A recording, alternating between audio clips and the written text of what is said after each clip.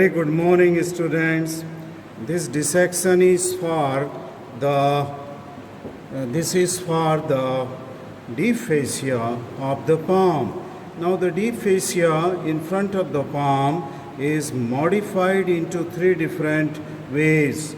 First, it gets modified in front of the carpal bones, okay, and this is called as the flexor retinaculum, okay, which is in front of the carpal bones to form the osteofibrous tunnel.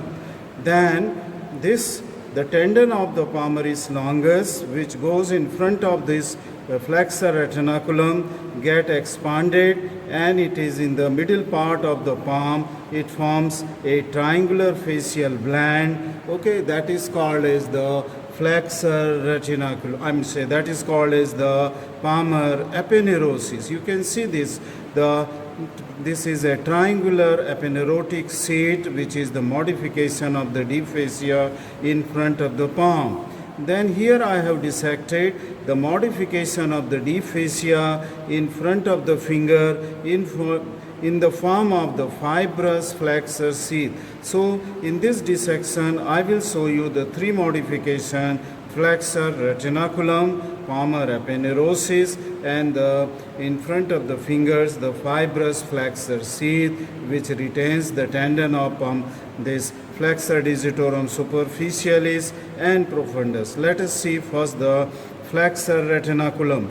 You can see this is the flexor retinaculum, which on the medial side is attached to the pisiform bone, okay, and pisiform bone you can locate in this dissection by tracing this tendon, and this is the tendon of the flexor carpi ulnaris, and here I can feel the pisiform bone on which this tendon is attached. Then you can see this is also attached to the hook of the hamate, okay, it is attached to the hook of the hamate, which I am feeling with the deep pressure. So this is its medial attachment of this flexor retinaculum, and then laterally it is attached deep to this hypothenar muscles, and that is to the tubercle of the scaphoid and the trapezium bone. And this tendon, which you can see here, is just a fibrous structure which is very tough, and then deep to it the tendons of the flexor muscles, that is for the digit, it passes here. You can see this is the tendon. If I pass the forceps deep to this flexor retinaculum, you will then realize how strong it is. See this, I am just passing this forceps deep to this flexor retinaculum. So this is just like a rectangular in shape, okay, and it along with the carpal bone it will form the osteofibrous tunnel through which the various tendons and the median nerve will pass through it, okay. So this is that fibrous the flexor retinaculum. Now let us see which are the structures which lie superficial to the flexor retinaculum and which lie deep to the flexor retinaculum, which I can show here, okay, without dissecting much. Now from medial to the lateral side, the tendon of the flexor carpi ulnaris here, which is attached to the pisiform bone, just medial to that you get a nerve here, and this is the ulnar nerve. I hope that you are seeing in my forceps. It lies just lateral to this pisiform bone. This is the artery called as the ulnar artery. This artery was cut by me by removing the fat. Since it is a female body, there is a lot of fat was here, and this is the stump of the ulnar artery which is going into the palm. We will dissect it later. Okay, these are the two structures which lies medially superficial. Then this is the structure which is called as the tendon of the palmaris longus, which lies in front of the flexor retinaculum, and then it gives rise to this Palmar aponeurosis, that triangular structure.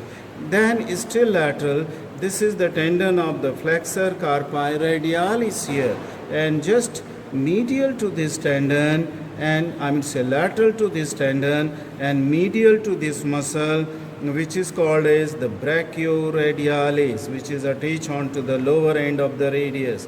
This tendon is brachioradialis, and here it is the artery, and a small nerve will be seen. This is the super branch from superficial radial nerve, and this is the radial artery. See this radial artery? These are the structure. But these two structures, that is the radial artery and this tendon, that is the flexor pollicis longus, they lie, not flexor pollicis, it is the flexor, carpi radialis, flexor carpi radialis, okay. This was the flexor carpi ulnaris and flexor carpi radialis, and these are the vessels which lie here. But this tendon passes deep to it, okay. The other structure which passes superficial to it will be the cutaneous nerve and vessel and the deep branch of the ulnar artery, okay. So from this cut stump, I have just dissected the deep branch of the ulnar artery, which is going, okay, deep here, okay. That was here. Just a minute, let me see. Yes, this is here, this branch. See this branch in the tip of the forceps? This is the deep branch of the, ulnar artery, which is going deep, okay, quite deep here. So these are the structure which lies superficial. What are the structures which lies deep to it? Okay, from medial to lateral side again. Okay, from medial to lateral side, these are the four tendons of the flexor digitorum superficialis, and deep to it will be the four tendons of the flexor digitorum profundus. And then there will be a muscle here deeply in the deep group. This tendon I can feel here, this tendon, and this is the flexor pollicis longus, okay. This is the flexor pollicis longus, and a nerve. See here, this in my finger is the nerve, which is also going deep. These are the three important structures which pass deep to the flexor retinaculum through the this osteofibrous tunnel. Then let us see this triangular aponeurotic modification of the fascia in front of the palm. It is firmly attached here, and then it sends the four slips for the lateral four fingers here, okay. And then these slips will further divide to gain attachment onto the side of the this fibrous flexor sheath, which I have just dissected in this middle finger.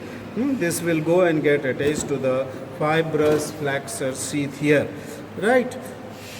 Then what you will see here, that in between these slips of this Palmar aponeurosis, the going through this slip in between, this will be the Palmar cutaneous nerves, digital nerves and vessels. See, these nerves are here and vessel, which we further will dissect into the deeper dissection. Just I am showing you here that these are the area occupied by the cutaneous nerve, which are going to the digit, okay, which are going. The third modification in the finger is that fibrous flexor sheath, and this fibrous flexor sheath is attached here onto the side of the phalanges, okay, and then to the ligament, interphalangeal Palmar ligaments, which are there, to which this fibrous flexor sheath. Its proximal end is open, through which the tendon of the flexor digitorum superficialis. Welcome back, students. What I was saying, that this was the fibrous flexor sheath which covers the front or the palmar surface of the finger. This sheath is attached, as I told you, on the sides of the phalanges and the interphalangeal ligaments on the palmar aspect, and it holds the tendon of the flexor profundus and that of the flexor digitorum superficially, okay. Now I have just given a cut to this fibrous flexor sheath and removed it onto the side, and then this is here the tendons which you can see here. This tendon is that of flexor digitorum profundus, which is coming from deep, level, and this tendon which is splitting into two here, this is the tendon of the flexor digitorum superficialis, which splits into two, goes behind this tendon of the flexor digitorum profundus to get inserted onto the sides of the middle phalanx. Okay, so these are how these two tendons are kept under the this fibrous flexor sheath of the finger, which is present in all the 5 digits or fingers of the hand. Okay, thank you very much. The next dissection will be the deeper dissection of the palm.